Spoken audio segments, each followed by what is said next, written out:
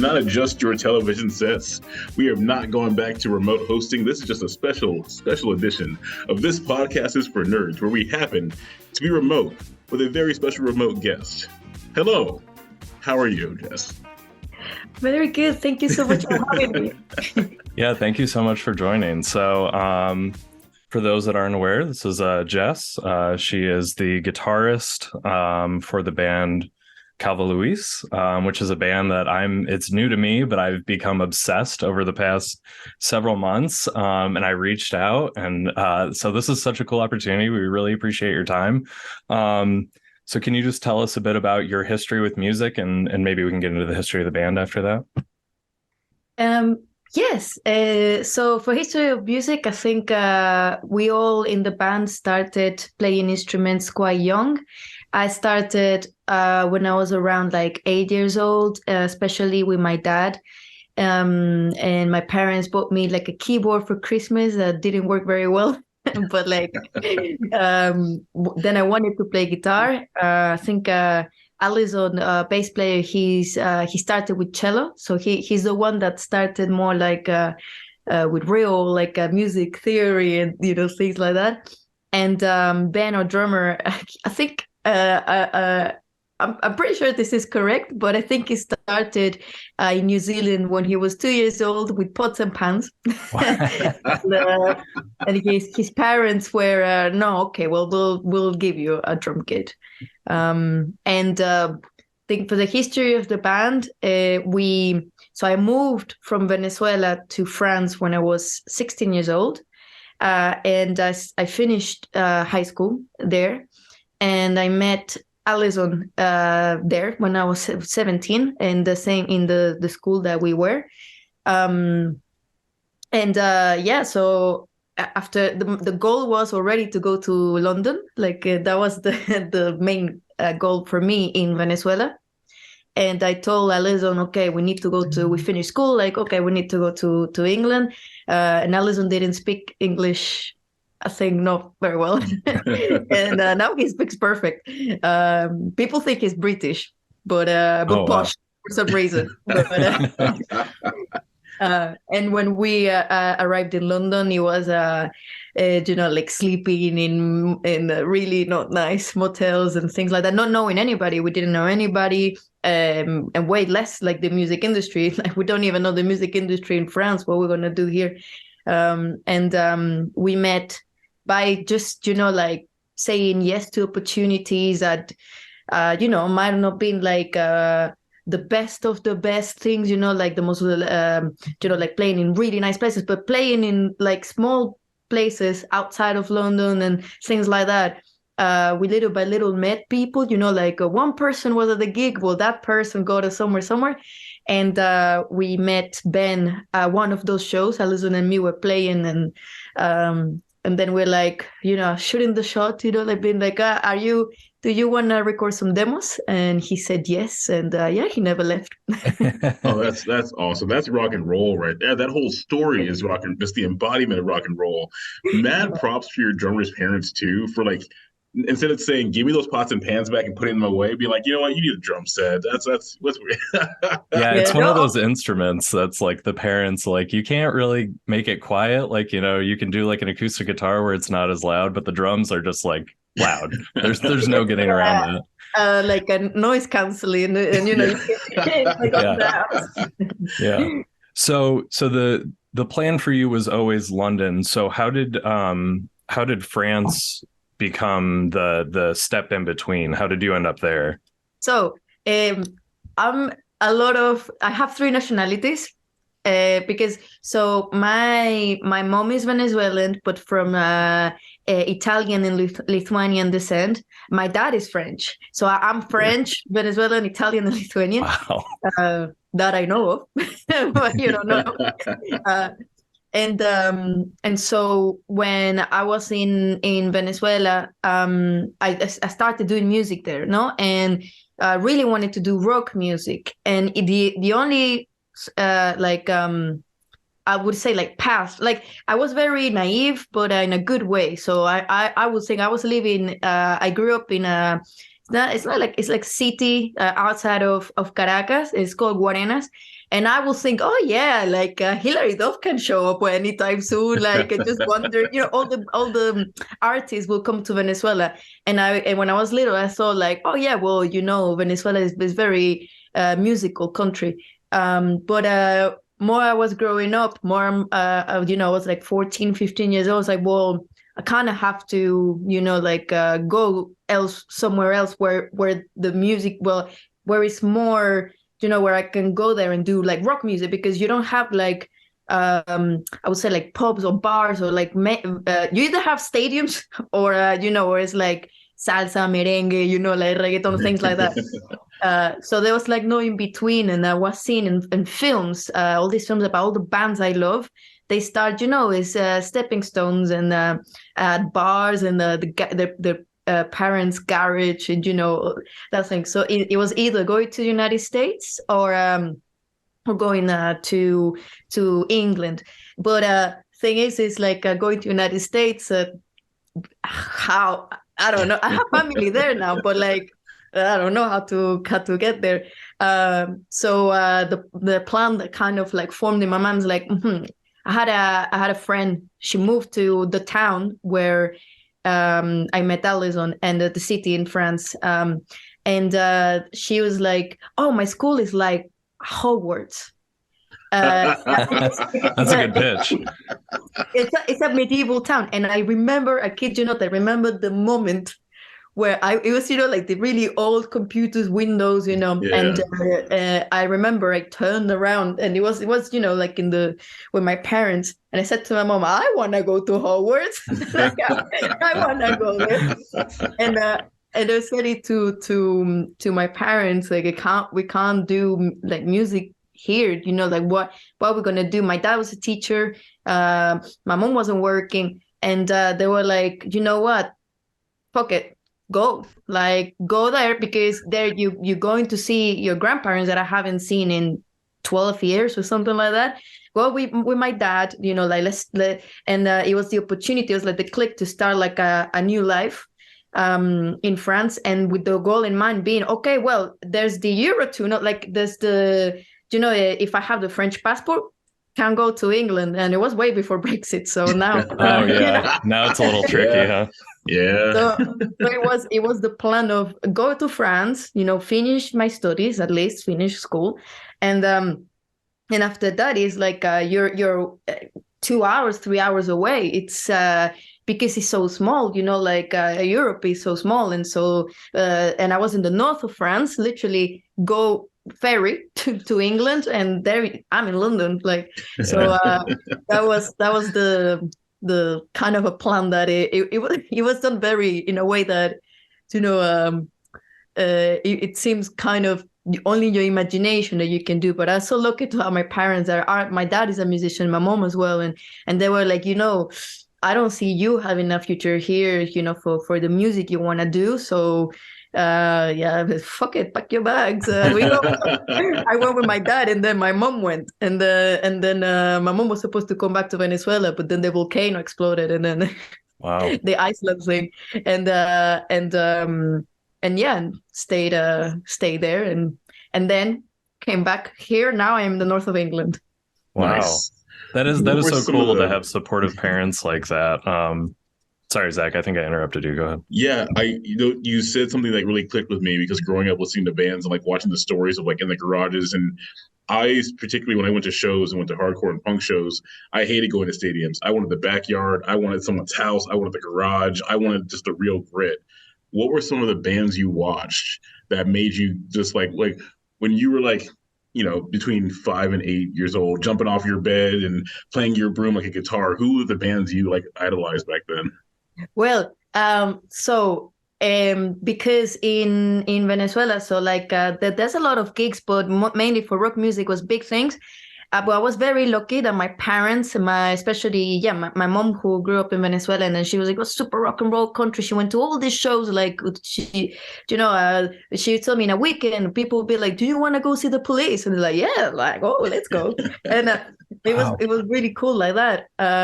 But when I was like 8 years old, my first gig, I have to say, I think it was a Mexican band called Molotov, which I adore this band. I love them. And there is two bass players, and I mean, they're very political, and I got in trouble singing some of the songs, but I didn't even know the meaning, just singing. Well, my parents took me to all these shows that sometimes were so what I can remember is that sometimes it's not like stadium, like proper, like sometimes it's literally in the car park of, somewhere like full of dirt, it's just, it's crazy. And I remember, listening to Molotov, and then my parents took me to see Red Hot Chili Peppers. I don't remember much about them, but I remember seeing just that it was California. It's just everything within was California. And it's just chaotic. And and the bands, like when I started being more like 10, 11 years old, my mom would take me to see like Good Charlotte, Incubus, and things like that. So it's just, the shows that in Venezuela, I mean, I think there's a lot of shows that happen, but there was a big like rock community, a big metal community. And I remember seeing I can't remember now who I saw, but I saw many artists. And my dad was showing me like System of a Down, Muse. They were both like giving me, well, do you like this? Okay, well, I'll show you all the albums, and grow my music library. That's so cool. Yeah, I kind of want to get into how I discovered you, because it leads into a question I want to ask. So I found you from a stitch on TikTok from Anthony Fantano, internet's busiest music nerd. He was reacting to the band was practicing your new song, Third Class Citizen. And that it blew me away, like how raw you guys sound, especially as a 3-piece. You're so full for a 3-piece. It's super impressive. So my question is, so do you see TikTok as like this important tool for up and coming artists? Is this kind of like a way to bypass the music industry, or is it just kind of like a necessary evil? Like if you're a band, if you want to get exposure, you kind of have to like be on every platform. Well, I saw TikTok. To me, all of that was a surprise. It was an experiment to me. I was like, we got told since, because we come from different cultures and understanding the music industry, especially I knew coming to England, same, in America, it's kind of like, you don't know, you just know what you're shown with the films, like with the series and the films and all that. You don't know the insights, like how the business work and the who shakes hand with who and all that stuff. And so when we started here in England, we did everything like public, you know what I mean? Like we didn't incubate, work in our sound, work in our flames, working.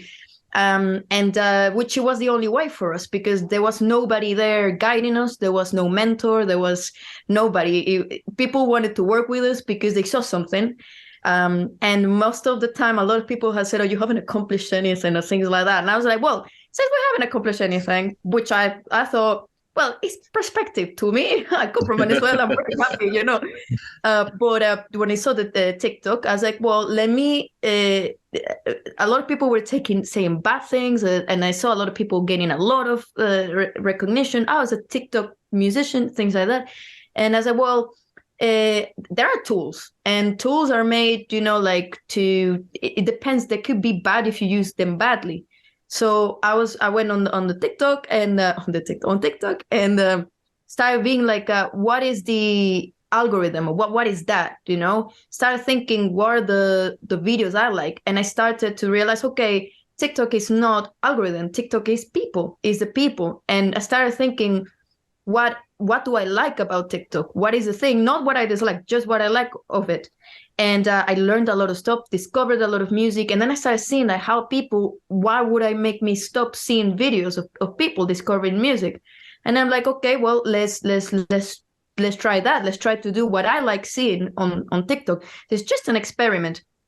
But I never thought about it. It is. We need to do this to get seen or get. I mean, it's a kind of like a.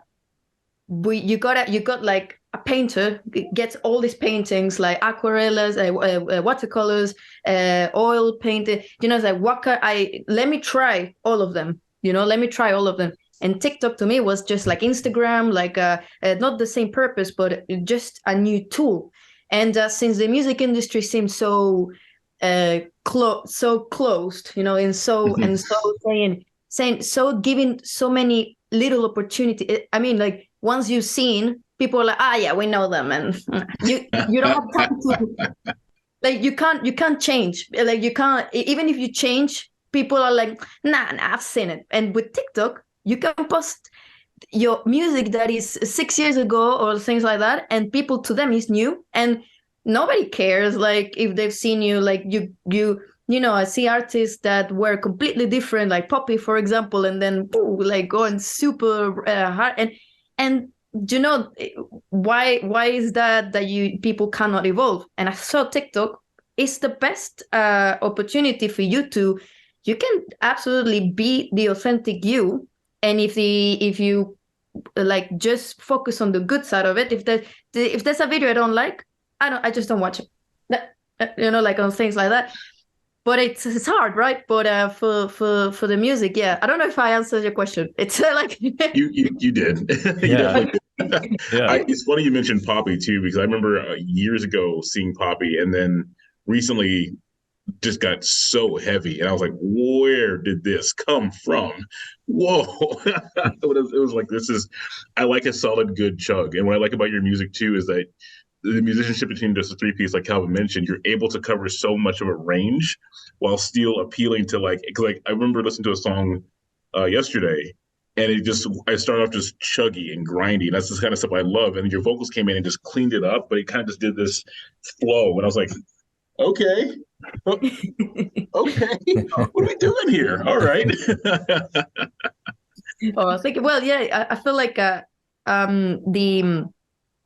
I think there was a kind of rigidity in the way the music industry is seen artists. It's like you gotta be exactly like like you're gonna be that thing, and that's it. Like you are this band, you are this, you are that. And I feel like we as human, we all change, and artists are human. We are people. So like it's a way of like going and experimenting and doing all of that.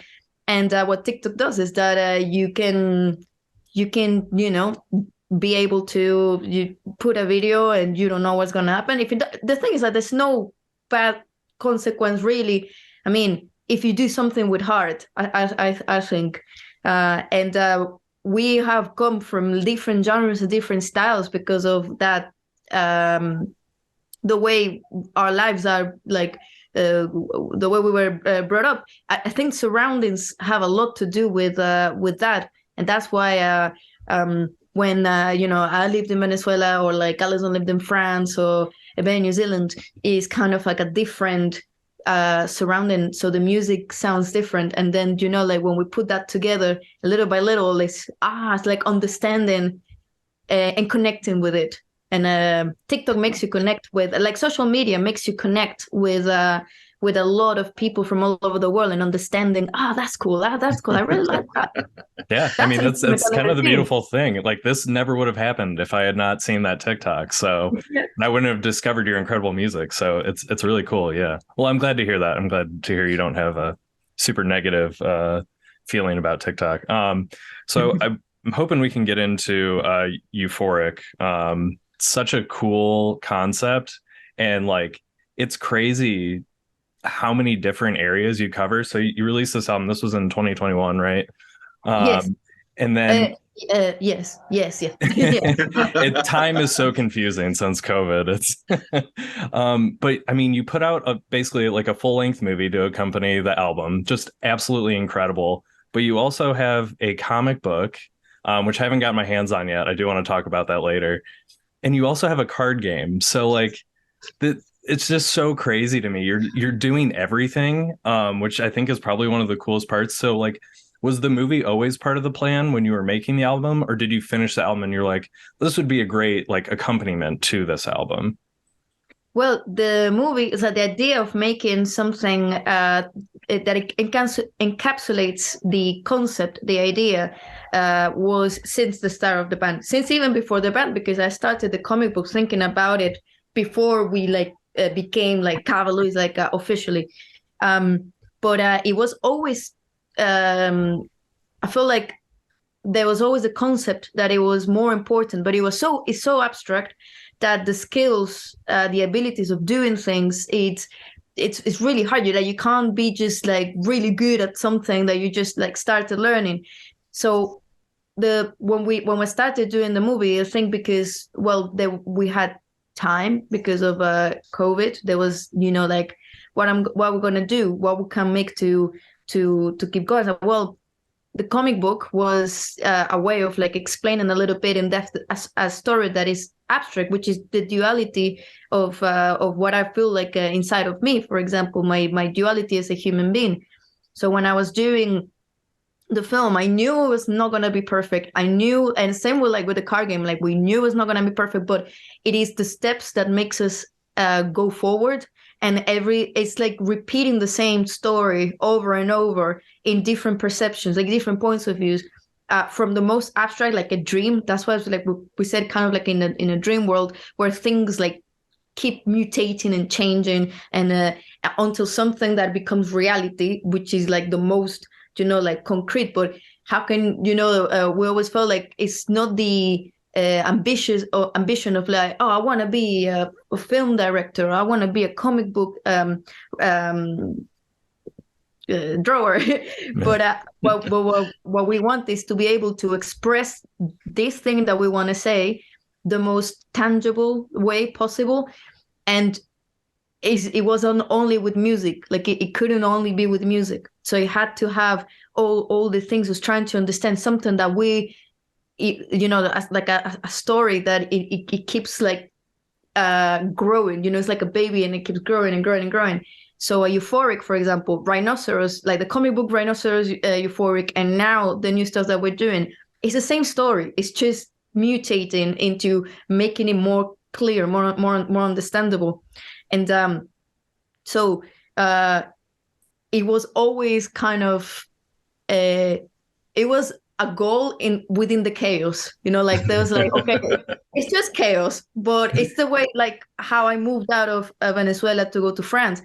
It was within 2 months. It was it was really, if we don't do it now, we will, I will never do it. Like we can't wait until it's perfect, because then you won't do it. And like it won't happen. You won't be able to become more closer to the perfection you want, right? I remember my mom once told me, if I was waiting to have money to have you, you would never be born. Wow. You can't, like you gotta Yeah. go for it, because but it's always different for everybody. But it was always it was as present as the band, like as a band. Yeah, cool. So I mean, you taught yourself Blender to make all this stuff, right? What was that process like? You had known about it, or were you making movies when you were a kid too, or? So Alison and me, when I moved to France, I went specifically to the Howard School, but that Howard School, looking school, they had a cinema kind of inclination. So we did, I don't know how the French system is now for I think it's changed for schooling, but we did, Alison and me were in the same class because it was this class of cinema class. So we started like, we knew each other like by going to the cinema classes together and studying films and studying, this visual, like not the effects, but all of that. So I really liked it, but I thought everything was very rigid. All the time is rigid.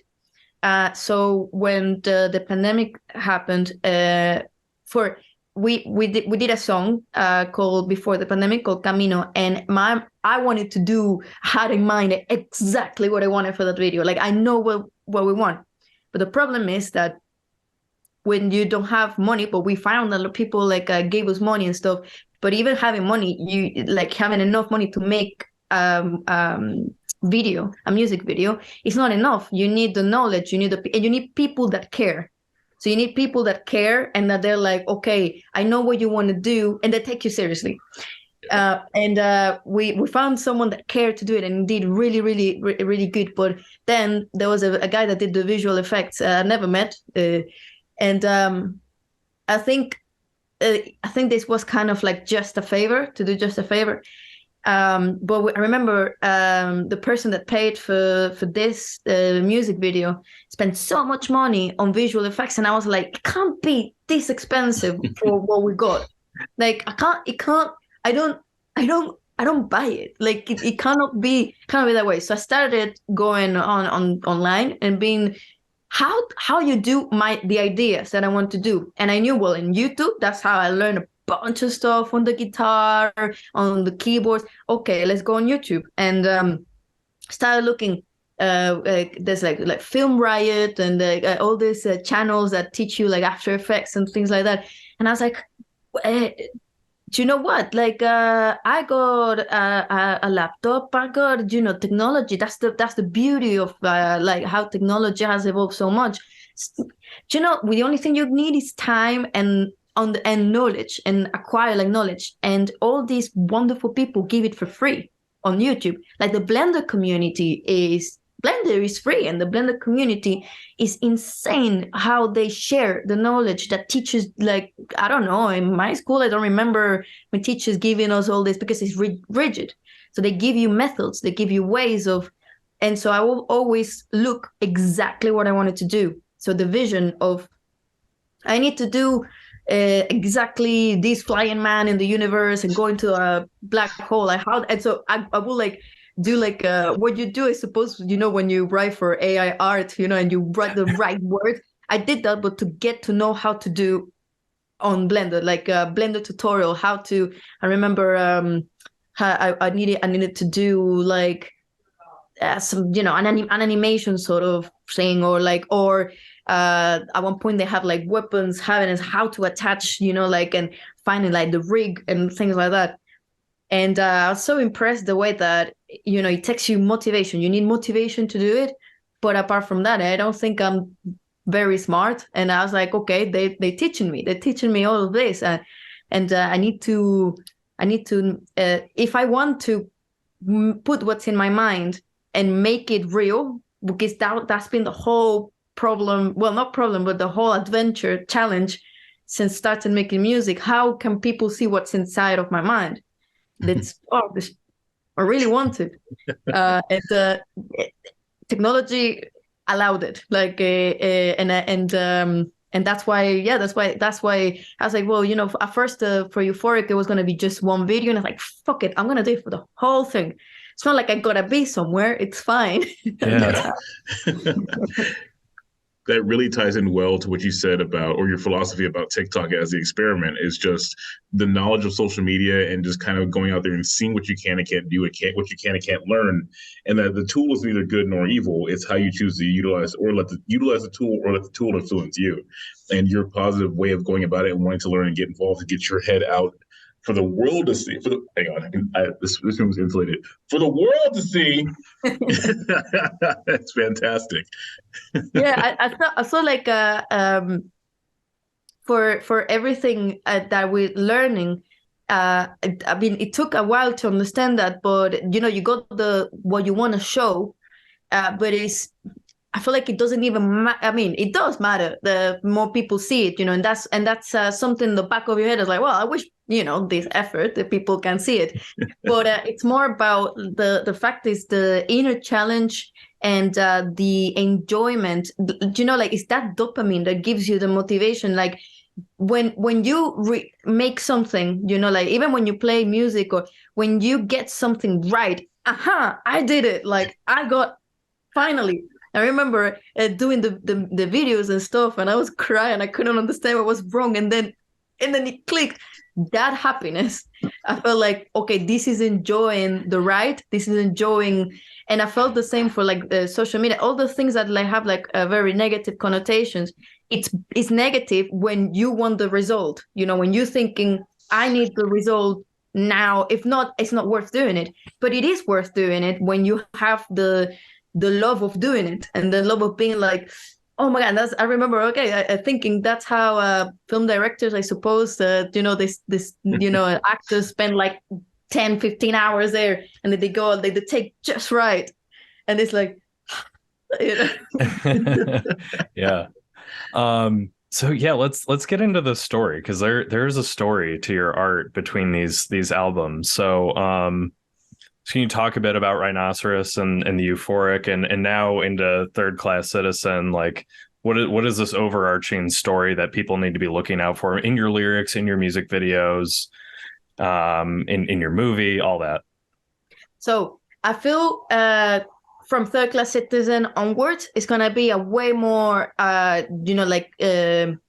story that has a good synopsis that is really easy to understand. I feel like for the comic book Rhinoceros and Euphoric, it's more of the abstraction. So on the comic book, it started more as a girl not from this realm, not from this kind of world, arrives into this world and seeing how people have like lost like motivation, and how and that's how the Rhinoceros, I heard her cry, and she tries to kind of make people see that there's like she's not from there, and that a lot of they were my friends. I was drawing my friends, like they're these characters, and they're trying to kind of see that this was way before COVID, right? But there was a virus going on that was making people becoming trees. So like kind of just not wanting to leave any comfort zone, just stay and put, and not being able to walk forward.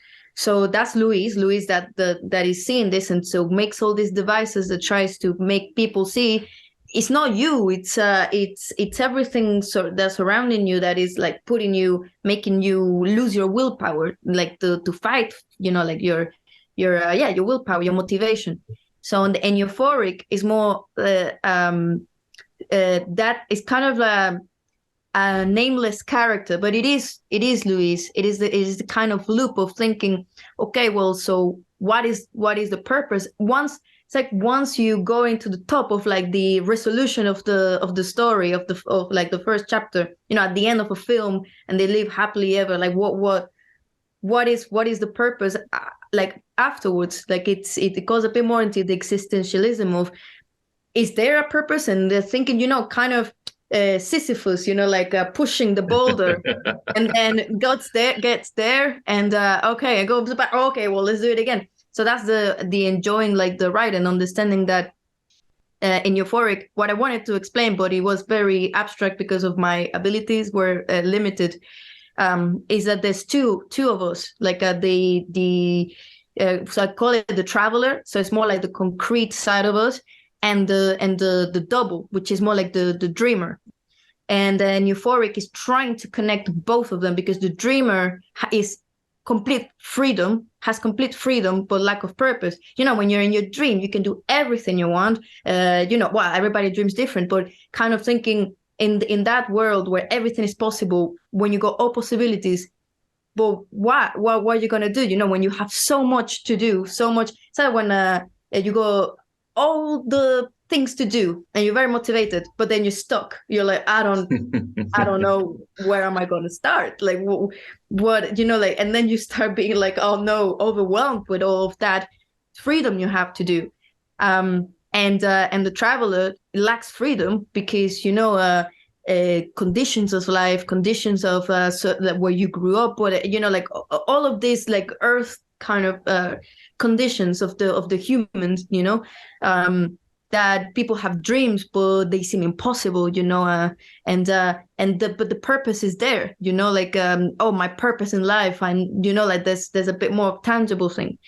So Euphoric is like Euphoric actually is just that little moment where the boulder is pushed to the top, and you get to feel the euphoria of having done what you gotta do, but knowing that you gotta go start again, like go back. It's because that's I feel like maybe that's life and death. Who knows? You know, like the same struggle over and over without the goal being just kind of an abstract motivation, but not really what's gonna give you, what's gonna fulfill you, like gonna fulfill your life. So kind of thinking and euphoric, you know, with like reading some like Kafka and then reading some Camus, like thinking, okay, well, not much, you know, you know, I don't know much. I know that that's the thing. I know that I don't know most of the things. I know it like this only, but that in the end of euphoric.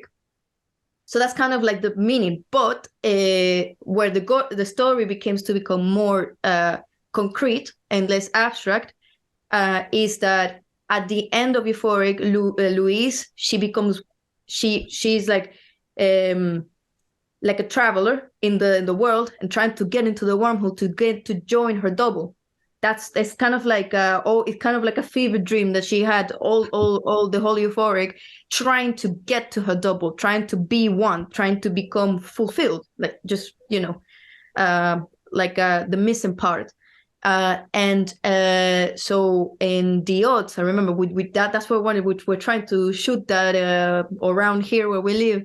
And the idea is that there's lots of people doing the same thing, lots of travelers that understand that there's a passageway, like a wormhole, to go to that dream world where they can unite with the doubles. And at the end of euphoric, it's that's where we are seeing ourselves with our doubles, like the people with the helmets are the travelers, and seeing the doubles. And third class citizen, what happens is, so this is where, you know, like that's why I wanted to learn Unreal Engine, to be able to make it more understandable, is that after euphoric, you get the travelers arriving to this base where in kind of a dream world, so like our reality traveling there, but the doubles don't want us anymore, because they're like, you're too much trouble, you're too corrupted, we don't want you. And you got this third character, which it's also in euphoric, are the mechanical spiders, but they're inorganic, so like they could be allies or they could be, you know, it's whatever is in their convenience, but sometimes you gotta like tune in to their convenience, so it's convenient, you know. And the spiders in organics are telling the double, so that's the other cells in euphoric. No, don't have all these humans that come here. They're gonna destroy you. They're gonna. If you become one, you will become zero. You won't be. That's in euphoric. Only one of us will be euphoric. So we want to be able to be fulfilled, but they, you know, imagine as if in your dreams, you know, your dreams out there, like, you're too much trouble, like I honestly, I'll stay here, and you say that. And so that's in third class citizen. On the stories, the traveler saying to the doubles, where we're not third class citizens, like we are we are one, so let's try to make this work. But they and then the next song will explain more. It's the first time I'm saying it, so I don't know if that makes much sense. But it makes a ton of sense, and now I'm excited to go back and rewatch the movie. I have to say, The Odds is like probably one of my favorite music videos you guys have done. It's so cool. Thank you so much. And not to compare you to other musicians, but it just reminds me of Muse a lot. In the best way possible. No, so, that's very perfect. Oh, good. So with Third Class Citizen, it's so much heavier than a lot of your other music, it feels like. Is that what we can expect for the new album? Is it going to be much heavier sounding? Yes. So I think that it's kind of like we did a loop. So as a band that nobody knows, only us, but so main influences, my main influences are that I can just think of my mind, System of a Down and Muse. And they were, I remember when I started playing music with Allison before, we started with, it was very System of a Down, like driven. But I remember that the surrounding circumstances everybody, we had a manager and things that a lot of opportunities came, and they're like, well, no, we don't want that from you. We want you to do this other things. I say, well, perfect. I love all music. I mean, that I can do. I don't know if I'll be very good being singing reggaeton, but I could try. But like, well, I love all the genres. So I was like, okay, well, you're an indie band and you gotta do indie. Okay, no problem, because I love indie. Let's do that. So we kind of did this evolution. We started with Rhinoceros, Euphoric, and now it's kind of, we learn, like we had to learn all that like parkour that we did to be able to get back into kind of our 16 years old selves, but with the experience. So now I feel like it's also the circumstances. I did when I did the third class citizen, it was also live catharsis, and I thought music had to be, for you to be kind of in a positive like mindset. I always wanted to talk about the duality of it, and always like kind of devil advocates to yourself, and being like, well, I am in Tiranito, for example, say, well, I criticize others, but me, look at me. I always say the same stuff, and kind of thing like that. But there was one point before I wrote Third Class Citizen, I was like, well, I'm done. Actually, I'm done. And I'll say fuck 10,000 times in the song. I need these catharsis, and I feel that creates the authenticity that makes it positive. And that's like because it's all part from the story, and it's like the evolution of it. So the heaviness is just like what is right, and what is the best. And we had, so when I put the thing on TikTok, and even Anthony Fantano and things like that, I didn't wrote that, but many of the songs I had written, they were very different. It was different. There were electronic songs, things like that. So I put that as an experiment just to see, kind of, because we don't have a guide. See, universe, please guide us, like tell us what to do. And then it was like, yeah, you're on the right path. Like keep thinking that way of let me use this as extreme catharsis for the story. It's kind of puts you into the right thing. So now the next I'll say like it's half EP, half album, because it's be 7 songs, are gonna be very, very heavy oriented, and then maybe in the future, I don't know, keep being the same, but maybe become a black metal or something. I know the heavy has Zach excited, so. Oh yeah, I keep wanting to just randomly break out and start singing aerials right now, but we're gonna save that for the end of the podcast.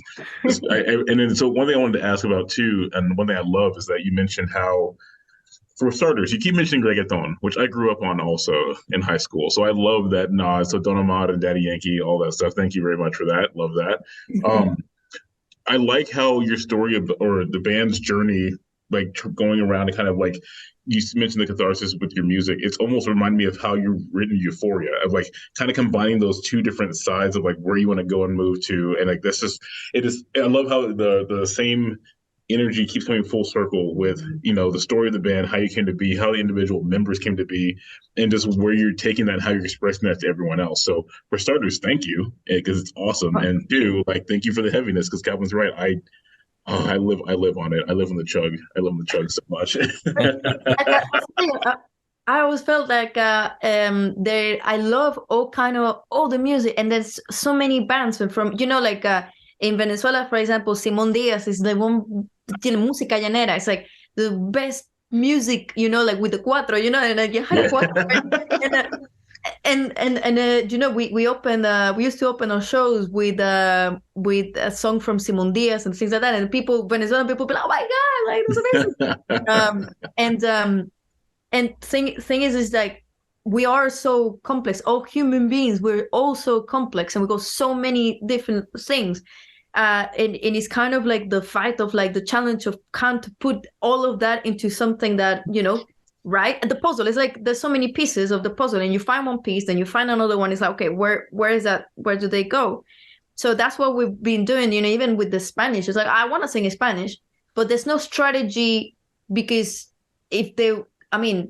not because of not wanting to have a strategy. It's the same as we don't have a manager, and we have a record label, things like that, but not because we don't want to. It's just, like there was no way. The only way is to experiment. And right.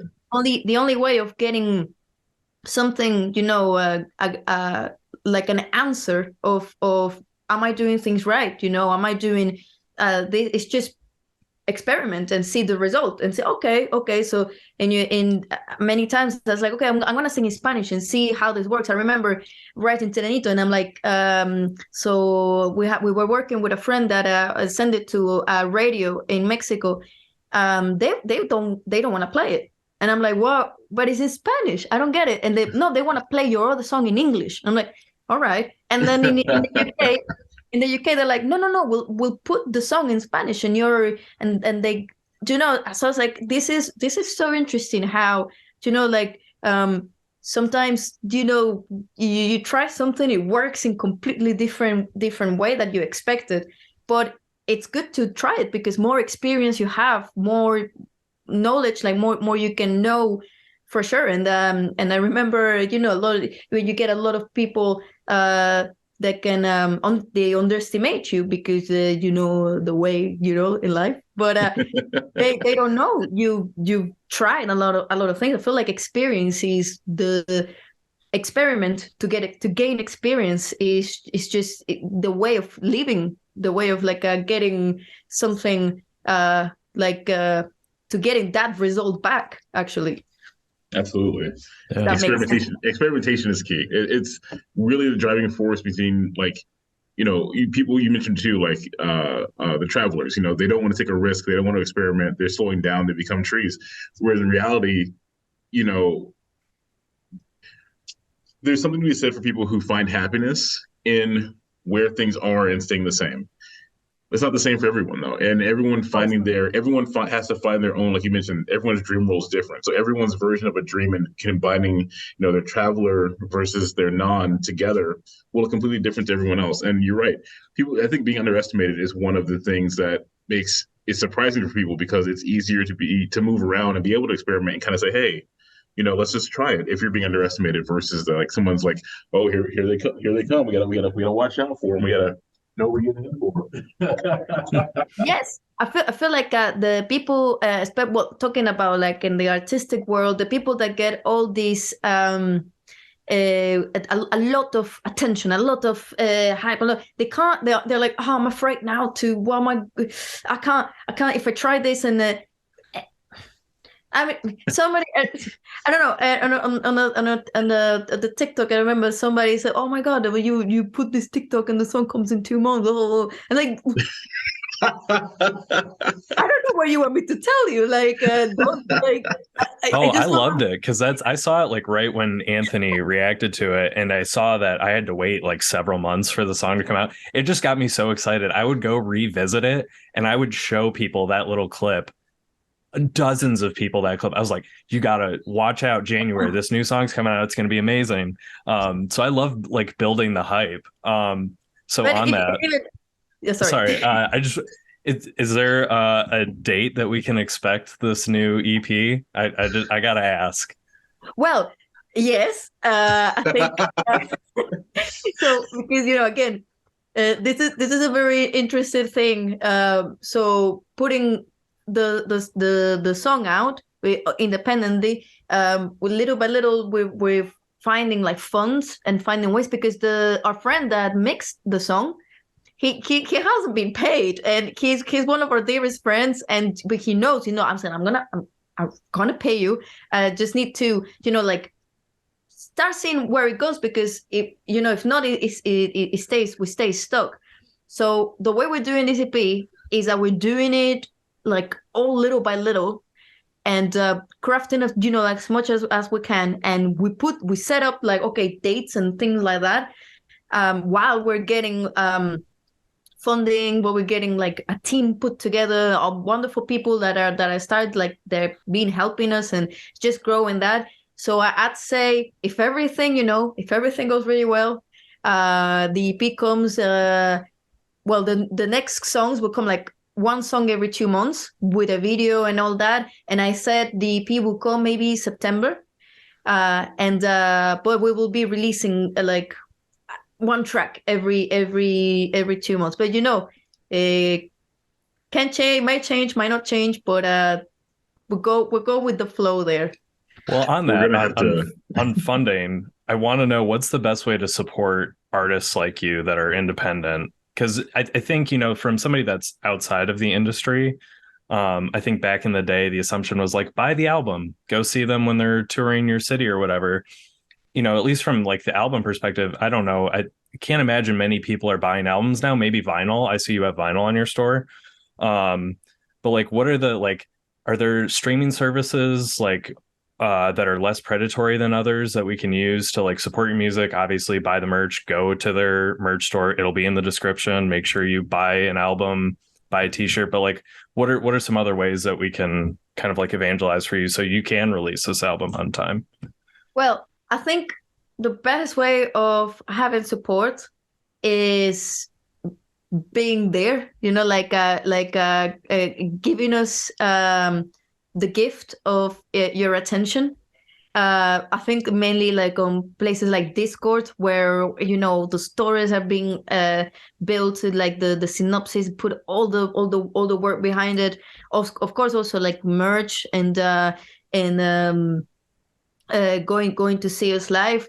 That to us, that is the best way of supporting, because I feel like what is the most valuable is your time, like the audience's time, and the fact that somebody will be like, I'll give my time to this artist, but really, like not half, just, even if it's 1 minute listening to a song, not in the background, but like listening, or taking the time to read the synopsis, or like have a look at the art just for a little bit, that's 1 minute, like that already, that's more than enough, just being understood for 1 minute by the audience, because I feel like for funding, like, or getting like a like the things, CDs and all the stuff, the music industry is so tries to look, it looks, as you said, like predatorial. It looks like artists cannot make any I feel like money or things like that, but I feel if you fight as an artist, kind of if you're hard work well, not hard work, but if you're hard work with who you work with, like if it's all very honest and very authentic and things like that, especially where a lot of things are done by computers, for when you get the PROs and all those things like that, publishing, all those things, like contract wise, we are very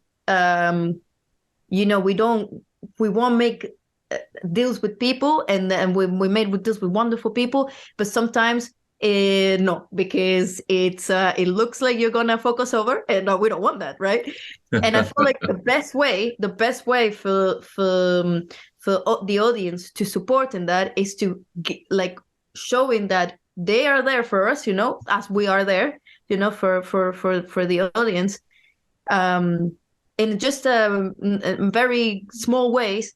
So then the industry, some parts of the industry won't want to take advantage, because it'd be like, okay, your worth, like, you have this community of people like with you, and fair. We won't take advantage of that. I feel like a lot of artists are being taken advantage because of the self-esteem and the way they think things are done. This is how we've been done for years and years, like since Britain was, like, I don't care, like it doesn't matter.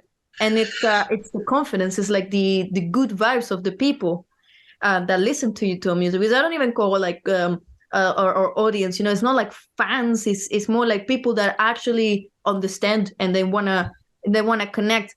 Just that energy, it fuels, it gives something that gives the strength to say, well, you want to do a deal with me, with people that will want to get funded. Okay, we'll do in the terms that we are both happy. And the compromise is being both parties happy. And no, musicians are very taken, artists, I think, are very taken as if they're not normal people, like they're not people that know how to do math, or the people don't know how to count, like they get repo, and contracts are always made, so you had to translate them. Oh, joke's on you, I need to translate it anyway in Spanish, so I'm gonna understand exactly what it is. so they make it like very, very tricky like that. But when you have confidence, which is really hard to have as an artist, especially when you see a message on Discord, somebody posts something, somebody says something nice, that, wow, like it gives you power, and yeah, that's the best way, I think. That's awesome. Well, we are definitely going to get some shirts, and we're going to have a post, and I'm going to figure out a way to frame this too. We're probably going to go either to the gym and just have me just kind of flexing with Calvin with like a barbell or something like that. And also, anytime we have a circulation, we'll make videos for the page, throw on music and just kind of have it going there. We'll kind of shout it out and everything. So one of the cool things about the podcast is being able to interact and kind of promote people. We love doing that so much. It's like, we started off with the local areas around here. I think by distance, the band is the furthest, support that we're giving, which is awesome because we get to like, well, it's like it's expanding. It's so cool. We're global now. We're global now. Where are you where are you? Which city are you? We're based in Michigan, in the US. Yeah. Yeah, I'm looking at snowing right now. It started snowing this morning. I'm looking out of the let's see, I don't know, probably a horrible view from here, but outside the studio, a little over there. There you go. Yeah, I can't tell. So I'm doing some very low speed drifting out of my street this morning, just kind of sliding just a little bit like this. Like, okay, cool. We'll straighten out eventually. It'll be fine. Well, we'll come visit you because we've been to the US once in last year from March to May. I don't think we went to 28 states. Oh wow! Okay. Oh wow! You did a good tour. Yeah, well, we toured. We were supporting this band called Slow Frost, and they're really good, amazing. I think they're from LA and Boston, and we had that's the thing. Like we had the chance of. It was very hard to do because we didn't have any money, but we got the visas like 2 days before the flight. It was nobody believed that we would be able to do it, because when you get an opportunity, like a lot of people are like. You get an opportunity, but you can't possibly do that because you don't have the money and the support and all of that. But we're like, no, we'll go. And it was a whole adventure, and we loved the country, like it's so different to anything we've ever seen. Even the clouds are different. Yeah. Yeah, we're definitely going to be harassing all of our local venues to book you guys for a tour because I cannot wait. I promised my dad I would say this. My dad's like in his 60s and he loves you guys so much.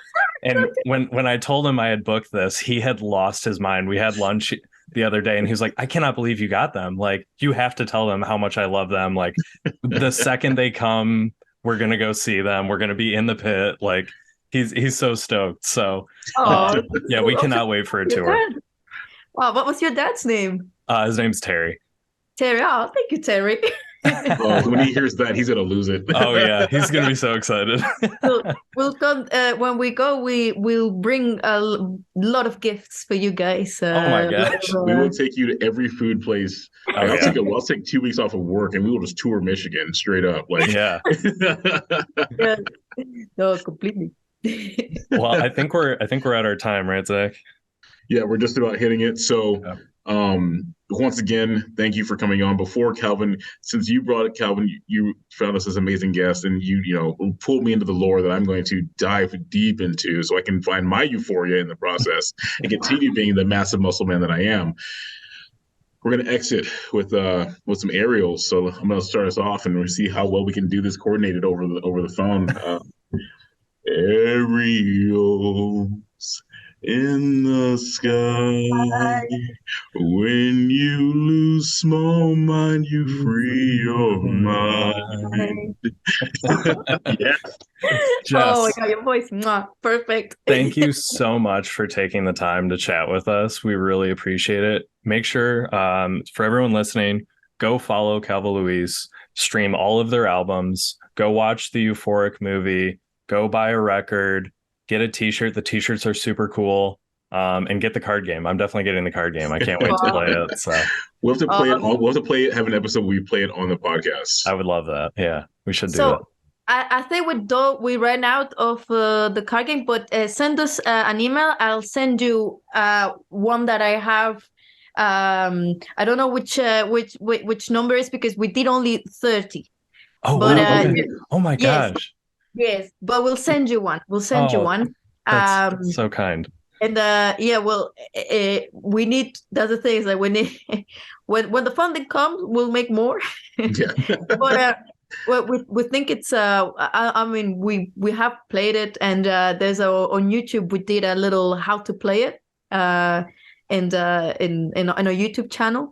And I think you guys are gonna have a lot of fun, and I think it's a fun game. We're gonna play that with gloves on a very special mat. Make sure everything stays clean because it's going back in the box. That's right. Tour here, we're gonna have you sign it, and we're gonna have a party. Yeah. Yes. Thank you so much. Thank you. Thank you, Jess. Make sure you join their Discord. Follow them on TikTok, on YouTube, and anywhere else that they should be following you. And listen to the words, listen to the music, and embrace it. Pull it in.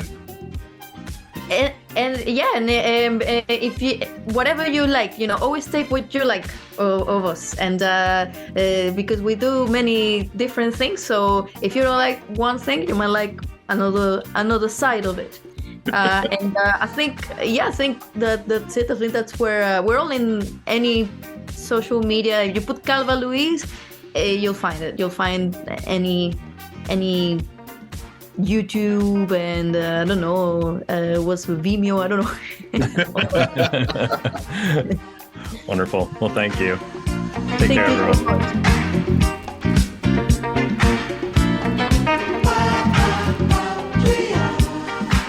And now for my next number, I'd like to return to the classics.